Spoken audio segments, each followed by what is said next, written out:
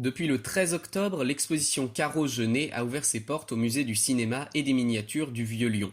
Jean-Pierre Jeunet, réalisateur du fabuleux destin d'Amélie Poulain et d'Alien la Résurrection, est venu sur place en compagnie de Marc Caro, réalisateur de Dante 01. Durant leurs jeunes années, les deux hommes avaient co-réalisé Délicatessen, La Cité des Enfants Perdus ou encore le court-métrage Le Bunker de la dernière rafale. Marc Caro revient sur leur rencontre. Alors, j'avais créé il y a très très très longtemps une revue, la première revue sur le cinéma d'animation en France, avec André Goual, un ami qui est décédé maintenant. On avait créé la revue qui s'appelait Fantasmagorie, qui était donc sur le cinéma d'animation. Et j'étais, le premier numéro, j'étais le vendre au festival d'Annecy. Et j'en ai vendu un à moi. Ah, voilà. Le seul numéro que j'ai vendu à Annecy était à Monsieur Jean-Pierre Jeunet. Voilà. Donc je ne suis pas devenu super riche, mais ça nous a donné envie de faire des films d'animation ensemble. S'ensuit plusieurs courts-métrages d'animation, notamment Le Manège en 1980 qui sera primé au César. Le César, ça nous a un peu... ça fait bosser le truc, ce qui fait que ça a permis de produire le court-métrage Le Bunker de la dernière rafale. Ouais.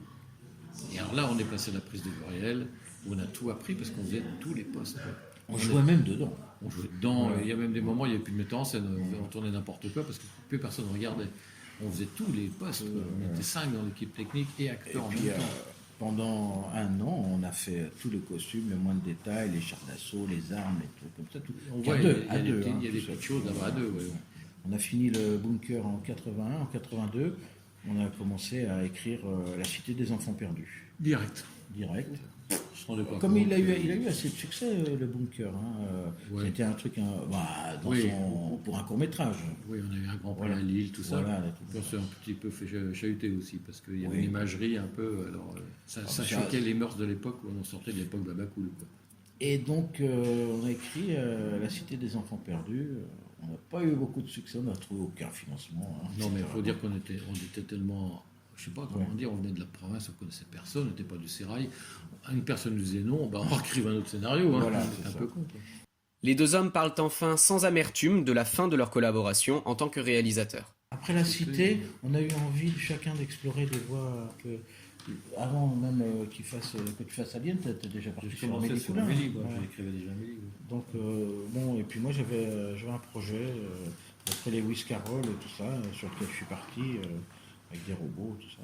2 films avec ce qu'on avait en commun, c'était déjà pas mal. Ouais. Jean-Pierre Jeunet revient également sur la proposition qu'il avait reçue de réaliser un film de la saga Harry Potter et les raisons de son refus. Marc Caro le complète en parlant d'Alien la Résurrection. Il y avait 2 raisons. La première, c'est que ça m'emballait pas tellement parce que tout était prêt. Les costumes, les décors, le casting, le scénario, il ne fallait rien toucher. Enfin, là, j'allais vraiment être un exécutant. D'ailleurs, le metteur en scène, vous savez son nom de tous les derniers, voilà, vous cherchez. Donc voilà, c'est pas Alfonso Cuarón. Donc c'était vraiment un travail d'exécutant. Après, il se trouve que c'était à la fin du long dimanche, il fallait commencer la semaine d'après, et j'étais dans un état d'épuisement, comme quand on finit un film, j'aurais pas pu survivre, quoi, c'était n'importe quoi. Donc j'ai dit non sans regret. Aujourd'hui, je regrette un petit peu l'échec qui m'aurait assuré une existence tranquille, quoi.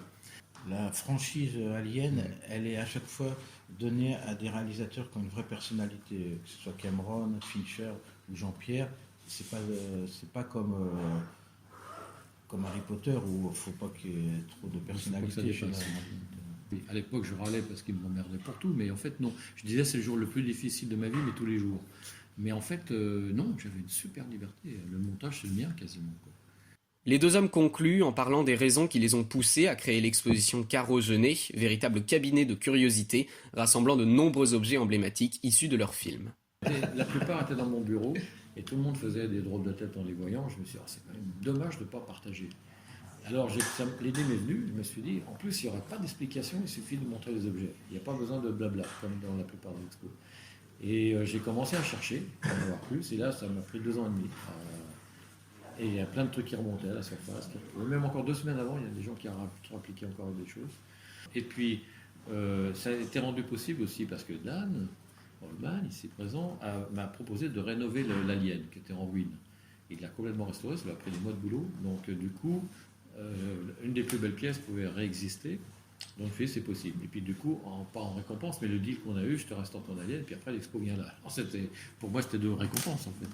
Ces fameux objets, témoins de l'identité visuelle si particulière des deux hommes, sont exposés au musée du cinéma et des miniatures jusqu'au 5 mai 2019.